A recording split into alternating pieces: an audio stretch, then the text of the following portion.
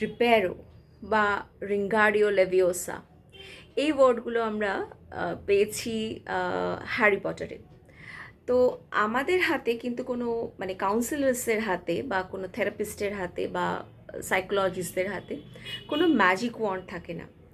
কথাটা এই জন্যই বলছি কারণ এই অগস্ট মাসের পর থেকে হাফ ইয়ারলি রেজাল্ট মোটামুটি যখন পাওয়া যায় তখনই পেরেন্টসরা নড়ে চড়ে বসেন এবং কাউন্সিলার্সদের কাছে নিয়ে আসেন বাচ্চাদের রেজাল্ট খারাপ হয়েছে সেই ব্যাপারে কাউন্সেলিং করার জন্য। এক্ষেত্রে বলি যে কোনো কাউন্সিলর বা কোনো থেরাপিস্ট তারা কোনো ম্যাজিক জানে না। আপনার বাচ্চা যদি না পড়ে থাকে বছরের শুরু থেকে এবং সেই ব্যাপারটা যদি আপনার কাছে খুব ওকে ওকে টাইপ হয়ে থাকে, তাহলে রেজাল্ট খারাপ হওয়াটা একটা মানে হবেই, মানে এটা একটা হতেই হবে আর কি।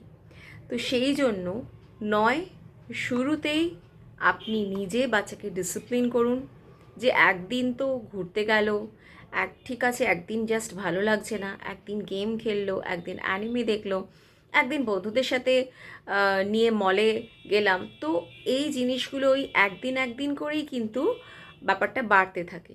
তাই নয় নিজেরাই ডিসিপ্লিন করুন, আর তা না হলে শুরুতেই একদম প্রথমেই কাউন্সিলার্সদের কাছে নিয়ে আসুন, তারা একটা সঠিক মেজার্স বলে দেবে।